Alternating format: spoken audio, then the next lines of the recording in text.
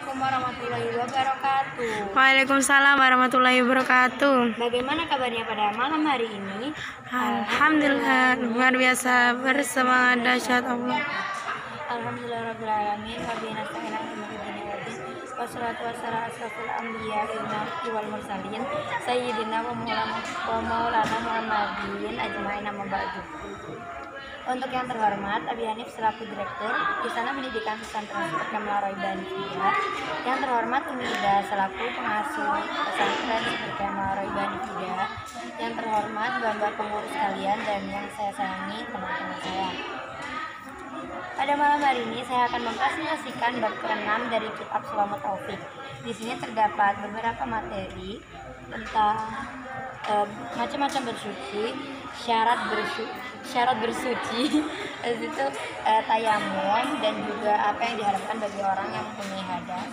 Oke, kita bahas yang pertama itu tentang macam-macam bersuci. Nah, macam-macam bersuci ini wudu. Jadi wudu itu kalau kita mau sholat itu kita membutuhkan wudu. Nah, yang kedua itu kita tayamum. Tayamum yaitu apabila kita mau wudu tapi benar-benar nggak ada air, bener-bener kamu nyari di mana-mana itu dekat sejauh apa bentuk nggak ada air. Habis itu semisal ada air tapi itu nggak bisa digunakan untuk berwudu. Habis itu yang ketiga itu macam-macam yang ketiga adalah mandi. Jadi mandi wajib yang kita bahas kemarin. Oke, di sini lanjut yang kedua tentang syarat bersuci. Syarat bersuci itu ada 6. Yang pertama beragama Islam. Jadi kalau untuk orang yang kafir itu tidak berhak bersuci, jadi nggak sah. Tapi kalau misalnya orang kafir itu niat berzakat itu sah. Karena apa? Karena zakat itu tentang materi, sedangkan sedangkan bersuci ini termasuk dari ibadah untuk melakukan sholat, puasa dan lain-lainnya. Habis itu tamyiz. Tamyiz ini adalah pintar. Jadi untuk orang gila atau anak-anak yang masih belum masuk umur tamyiz itu juga nggak sah bersucinya.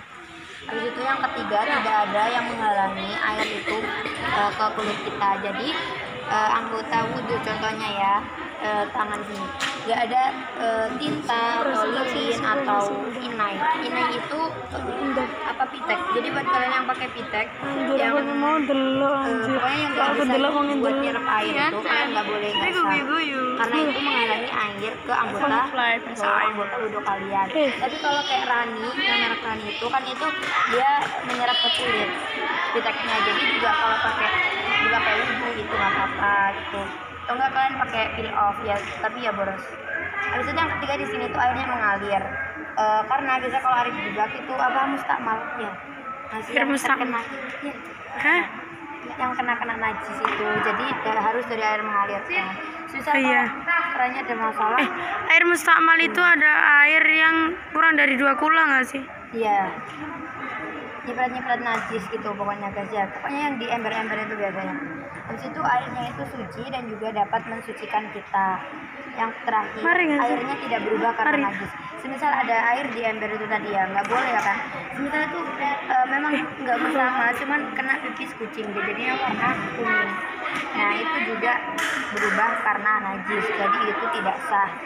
Oke, lanjut di sini tayamum. Jadi tayamum tadi itu mensucikan atau wudhu menggunakan debu.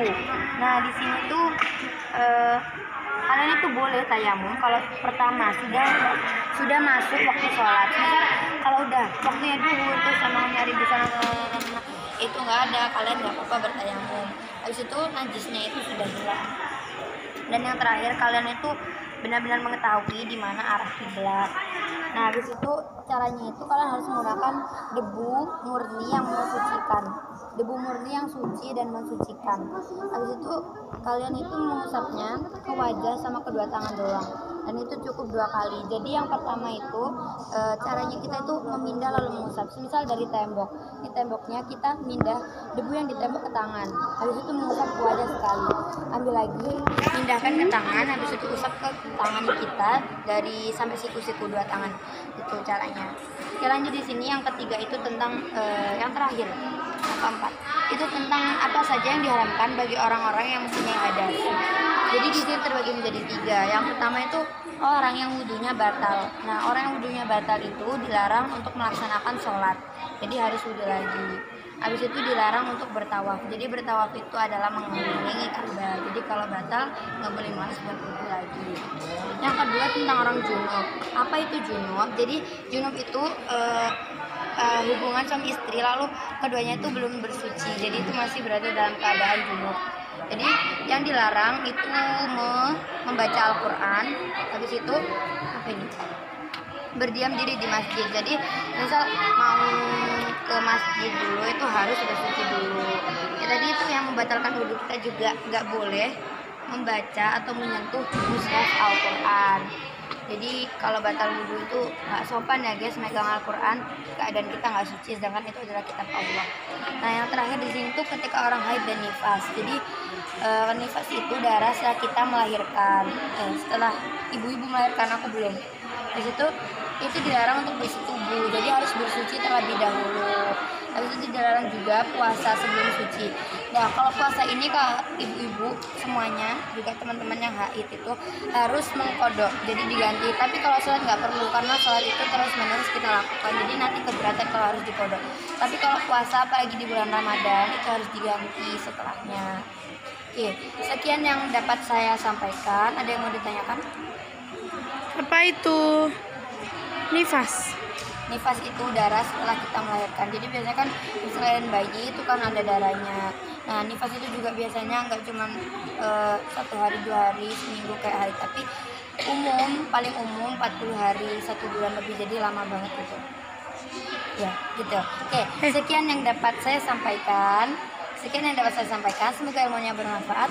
Mohon maaf bila ada salah kata. Wassalamualaikum warahmatullahi wabarakatuh. Pas 7 menit. Saya.